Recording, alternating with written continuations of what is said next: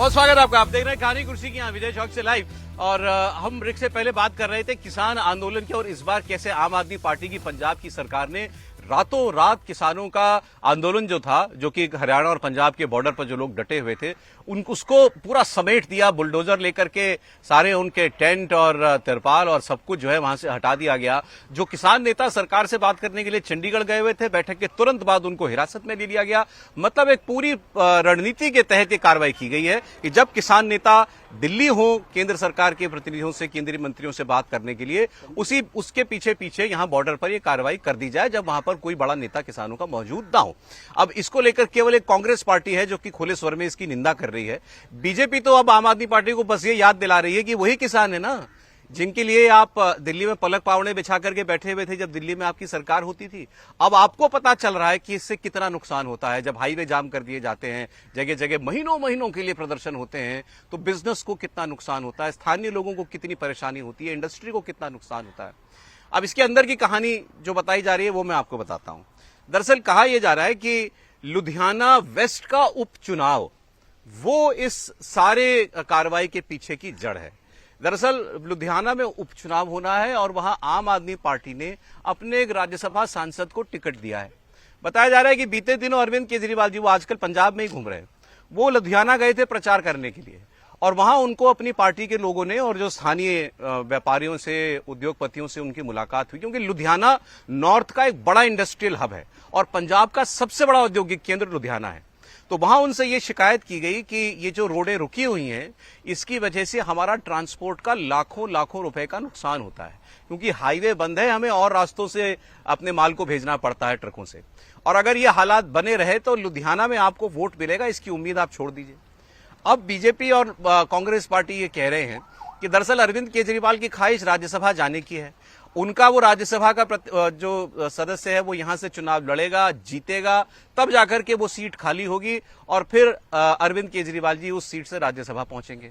लेकिन अगर वो व्यक्ति चुनाव हार गया और केजरीवाल जी उसका इस्तीफा नहीं ले पाएंगे, तो ये वजह रही कि भगवंत मान से कहकर के ये कार्रवाई कराई गई। कांग्रेस पार्टी ये कहती है कि इस कार्रवाई में भगवंत मान और दिल्ली का गृह मंत्रालय मतलब अमित शाह दोनों मिले हुए हैं और दोनों ने मिलकर किसानों के ऊपर ये जो है ये कार्रवाई की है। इसकी बात करेंगे हम लोग विजय जी। लेकिन सबको हैरानी तो हुई, ये वही किसान हैं जो दिल्ली में डटे रहे 1 साल, 13 महीने से उस बॉर्डर पर बैठे हुए हैं। बातचीत लगातार चल रही, 7 राउंड की बातचीत चंडीगढ़ में हो चुकी है और बातचीत जिस दिन हुई उसी दिन ये कार्रवाई कर दी पंजाब की सरकार ने। सौरभ जी कहते हैं जाके पैर ना फटे विवाही वो का जाने पीर पर आई। तो वो आम आदमी पार्टी को अब समझ में आई है बात।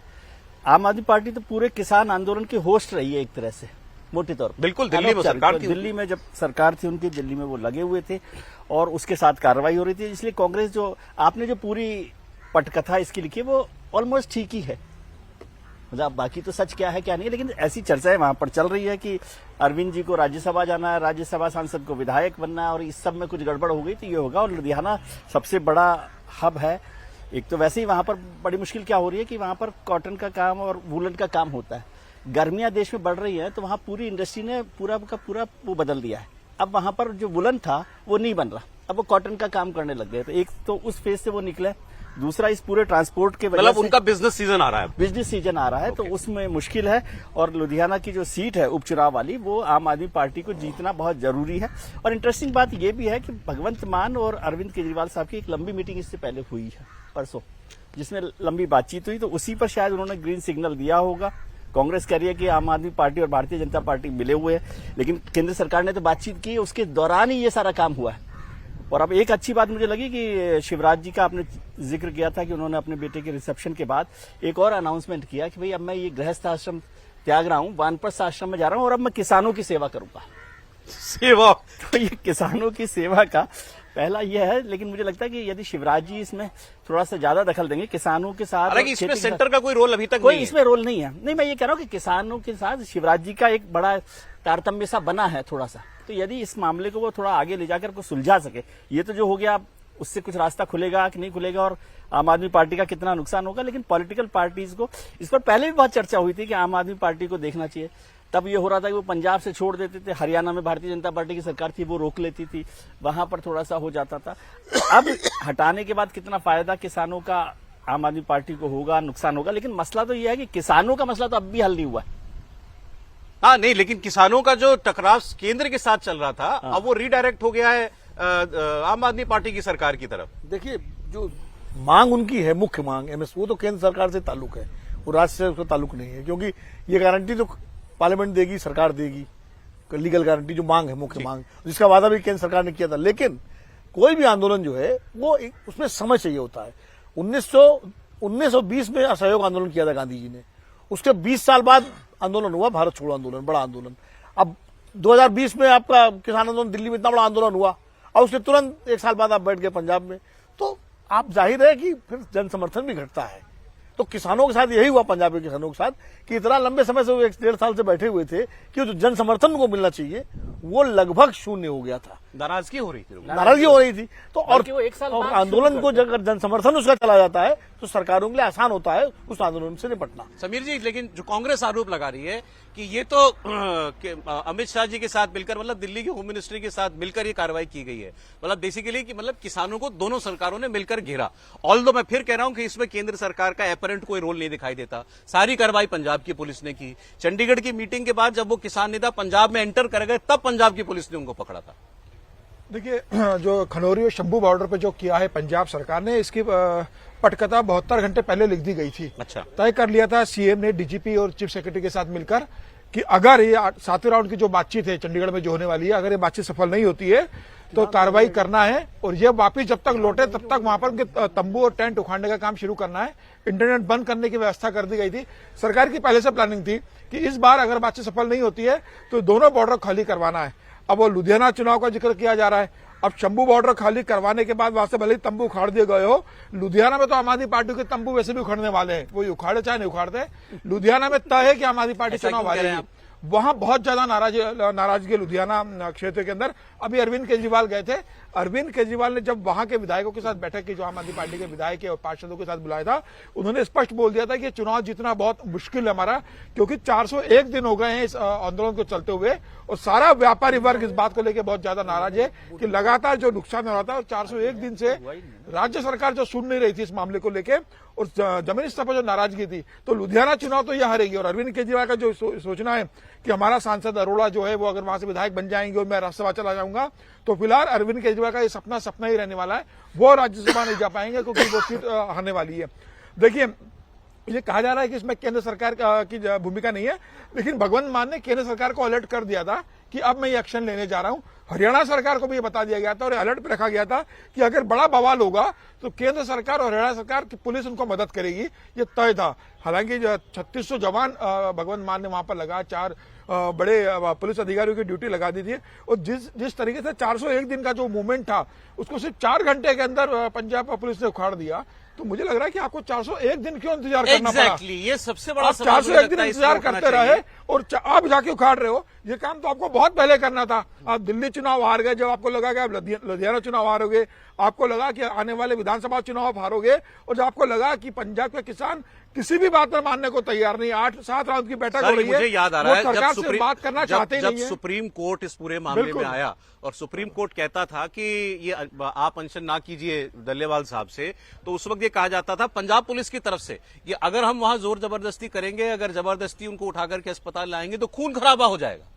पहले ये तर्क दिया जाता था कि इसीलिए हम वहां कोई पुलिसिया कार्रवाई नहीं कर रहे हैं। और आपने बिल्कुल ठीक कहा, जब करना चाहा तो 4 घंटे में सब कुछ करके दिखा भी दिया।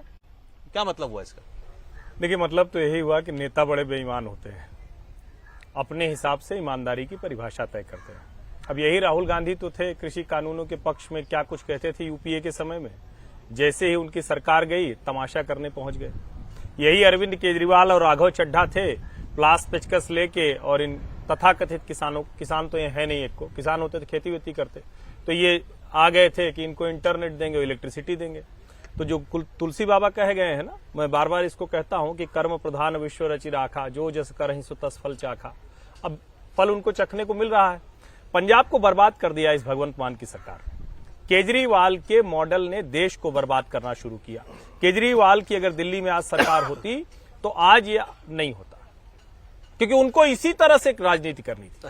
दिल्ली में केजरीवाल होते तो दिल्ली में होते तो ये सवाल ही नहीं उठता था। आज अगर दिल्ली में केजरीवाल की सरकार होती तो ये लोग आज भी उनके साथ होते, बर्बाद होता रहता पंजाब। पंजाब की जो उद्योग संगठन है पंजाब के, वो तो तब से कह रहे हैं, एनएचएआई के अधिकारी गिड़गिड़ा रहे हैं कि अचानक 4 लोग आते हैं, जला देते हैं, जितना पैसा कैश में रहता उठा के चले जाते हैं। और यहां तथाकथित बुद्धिजीवी और लोग पिछले 2 साल से तमाशा कर रहे हैं कि ये किसान है। ये पंजाब को उस जगह जब ले जाकर खड़ा कर दिए हैं जहां उनकी सब्जी नहीं बिकती, जहां उनका अनाज नहीं बिकता, जहां उनके कपड़े नहीं बिकते, जहां वो आते जाते हैं तो उनको डर लगता है, जहां उनके घर की बच्चियों को मुश्किल होती है, जहां नशे का कारोबार इनकी आड़ में और बड़ा हो गया। जितने ऐसे ठिकाने थे वहां से नशे के कारोबार बढ़ गए। अब अचानक वो जाग गए क्योंकि दिल्ली में उनकी सरकार चली गई। और केंद्र सरकार को बार बार आलोचना यही होती है कि इन अराजकतावादियों पर कोई कड़ा एक्शन नहीं लिया, कोई कड़ा एक्शन नहीं लिया। इसी दिल्ली में लाल किले पर चढ़ गए थे अराजकतावादी, ये किसान नहीं है, और इन्होंने पुलिस वालों को मारा था। लाल किले के बगल जो नाला बना हुआ है उसमें गिर गए थे, कितने पुलिस वाले चोटिल हो गए थे। गृह मंत्री जाके मिलते हैं उनसे। और यही आईटीओ पर एक नौजवान वो मर गया, ऑस्ट्रेलिया से पढ़ाई करके लौटा था, वो ट्रैक्टर को फाइटर बना दिया था उसने। क्या झूठ फैलाए इन जो बेईमान बुद्धिजीवी है, उन्होंने कहा कि गोली लग गई पुलिस की, बाद में उनको माफी मांगनी पड़ी। जी सवाल ये है, इस अराजकता के खिलाफ देश के लोग क्यों बेईमानी कर रहे हैं, जिनको हम बुद्धिजीवी कहते हैं? क्यों राजनीतिक दल देश के साथ खिलवाड़ कर रहे हैं? और एमएसपी किसी को भी नहीं मिल सकती, ये सब जानते हैं। एमएसपी मतलब उतना ही लेना होगा जो सरकार के खाद्य कार्यक्रम के लिए होता है। किसानों को उनकी उपज तय करने का अधिकार कृषि कानून देता है। मैं फिर कह रहा हूं, लेकिन सब के बाद जो आज भगवंत मान ने किया है, मैं उसके साथ खड़ा हूं। ये पहले दिन होना चाहिए था, 400 दिन की बेईमानी के बाद। ये ईमानदारी वाली बात है, मजबूरी। कल भी जो मीटिंग हुई है मंत्रियों की चंडीगढ़ में, उसमें बताया जा रहा है कि मंत्रियों ने बड़ी उनके साथ जो है बड़ी टफ टॉक की कि आप कह रहे हैं हमें लीगल गारंटी चाहिए, कोई आपके पास डेटा हो, मुझे बताइए कैसे मुमकिन है। तो उनकी तरफ से कोई एक सर्वे का या किसी बॉडी का कुछ था, उन्होंने कहा था 22 या 25 हजार करोड़ रुपए आपका केंद्र सरकार का लगेगा। तो उस पर पीयूष गोयल जी ने बड़ी नाराजगी व्यक्त की कि ये आपकी सारी रिसर्च है, एक्सरसाइज है कि आप मुझे किसी एक जिसकी क्रेडिबिलिटी पर का भी हमको शक है, किसी ऑर्गेनाइजेशन ने एक डेटा दे दिया और उसके आधार पर आप हमसे इतनी बड़ी मांग कर रहे हैं कि हम पूरे एमएसपी को जो है उस पर आपको कानून बना करके दे दें। फिर उन्होंने दूसरी बात भी कही, उन्होंने कहा आज पंजाब और हरियाणा से सबसे ज्यादा गेहूं उठता है, गेहूं और चावल एफसीआई का। अगर हम कानून बनाएंगे तो पूरे देश में खरीदारी होगी और उसके बाद आपका कोटा तय होगा कि आपके स्टेट से कितना हमको धान और गेहूं उठाना है, कनक उठाना है। इसमें नुकसान आप ही का होगा। तो इस पर उनके पास कोई जवाब नहीं था किसानों। नहीं, इसमें सिर्फ एक बात जरूर कहूंगा, बाकी सारी बातें तो ठीक अपनी जगह। जब किसान आंदोलन दिल्ली से वापस हुआ था तो भारत सरकार ने आश्वासन दिया था, कमेटी बनाई थी एमएसपी को लेकर के। उस कमेटी का क्या हुआ, कहाँ है वो कमेटी, कितनी बैठकें हुई, कोई रिपोर्ट आई उस कमेटी की? इसका एक तथ्य, सुप्रीम कोर्ट ने बाकायदा एक कमेटी बनाई थी। सुप्रीम कोर्ट की बात नहीं कर रहा हूं मैं भारत सरकार कमेटी की बात कर रहा हूं। तथ्य के साथ बता रहा हूं। उसी रिपोर्ट को किसान आंदोलन ने अस्वीकार किया। बिल्कुल सर, जब जो कमेटी थोड़ा आप पहले सर पूरी जानकारी में दे रहा वो हूं। आंदोलन चल रहा था तब सुप्रीम कोर्ट ने कमेटी बनाई। उस कमेटी के बारे में उस कमेटी की बात ही नहीं, मैं उसी उस कमेटी में तो पहले एक मिनट देखिए, जो सुप्रीम कोर्ट की कमेटी की बात आप कर रहे हैं, सुप्रीम कोर्ट ने कमेटी तब बनाई थी जब आंदोलन चल रहा था और उसमें किसानों ने जाने से इनकार कर दिया था उस कमेटी में। भारत सरकार ने घोषणा की थी, प्रधानमंत्री जी ने घोषणा की थी, संसद में घोषणा हुई थी कि कमेटी बनेगी और वो विचार करेगी इस मसले पर। वो कमेटी बनी, उस कमेटी की किसान मीटिंग्स आंदोलन भी मना कर होती दिया है, उसको मानने से। लेकिन नहीं, वो सुप्रीम कोर्ट वाली एमएसपी कमेटी की को कोई मना भी किया। गारंटी उसको भी कभी मना किया भारत था। सरकार ने नहीं दी, उसी जिसको को चलाया उसी जाता। को कमेटी नहीं बनी, ऐसा डलने कोई वाला आश्वासन मना नहीं किया है। कोई कमेटी ही नहीं बनी। सरकार की कमेटी को मानेंगे नहीं। हर्षवर्धन जी, आश्वासन नहीं दिया गया। आश्वासन दिया गया था, कभी नहीं दिया। सर ब्रेक का समय हो गया, नहीं, लेकिन कैसे नहीं दिया? अरे सर ठीक है, ठीक। अच्छा एक सेकंड, केंद्र से झगड़ा है किसानों का। वो जो आप किसान कहते हैं इन्होंने वादा किया, सरकार कहती है हमने ऐसा कोई वादा नहीं। छोड़ दीजिए वादा एमएसपी न देने का नहीं है सर, मैं कह रहा हूं वादा ये कह रहा कमेटी बना के विचार करेंगे। किसानों के बात कर रहे हैं, अभी बात कर रहे हैं। सर ब्रेक का समय प्लीज सर, एक मेरा आपसे प्रश्न है। किसानों के आंदोलन के पक्ष में देश की हर पार्टी ने, सत्ताधारी बीजेपी को छोड़ दिया, हर पार्टी ने समर्थन दिया कि इनका प्रदर्शन करना इनका राइट है। दिल्ली में जब वो बैठे रहे 1 साल, हर तरीके की वहां पर उनको कोई दिक्कत ना हो, उनके लिए सुविधा करने का इंतजाम सारी पार्टियां करती थी। अब ये जब पंजाब के बॉर्डर पर बैठे थे तो भगवंत मान को क्यों चिंता हुई? भाई भगवंत मान भी देखिए सर, सत्ता की भाषा और विपक्ष की भाषा अलग अलग होती है। Yes, ये बात भगवंत है। मान, एक लाइन मैं कहना चाहता हूँ, केवल एक छोटी सी लाइन, कि ये जो बात समीर जी ने भी कही, भगवंत मान और होम मिनिस्टर, मेरी चिंता तो अरविंद जी की है। अरविंद जी इस बात से परेशान होंगे कि भगवंत मान और अमित शाह मिलकर कर रहे हैं ये सारा काम। नहीं मैं ऐसा एक ब्रेक ले लेते हैं, इसकी थोड़ी और बात करेंगे। और शिवराज जी, तो जैसा मैंने आपको बताया, मंगलवार को दिल्ली में उनका पारिवारिक फंक्शन था और उसमें पॉलिटिक्स की दुनिया के सारे दिग्गज मौजूद थे। एक तस्वीर देखकर सबको बड़ा अच्छा लगा होगा कि मल्लिकार्जुन खड़गे, राहुल गांधी और प्रियंका गांधी, वो भी उनके बुलावे पर उनके इस फंक्शन में पहुंचे थे। तो जो कहा जाता है ना कि गांधी परिवार और मोदी सरकार, इनके बीच में तो अब कोई ब्रिज बचा ही नहीं। ये अब बैर भाव से आगे की बात, लगभग दुश्मनी की बात बन चुकी है। ऐसे में ये जब तस्वीर दिखी तो लोगों को लगा कि चलिए कम से कम ऐसा शिष्टाचार, सामान, ऐसी कर्टसीज जो हैं वो अभी भी जिंदा हैं।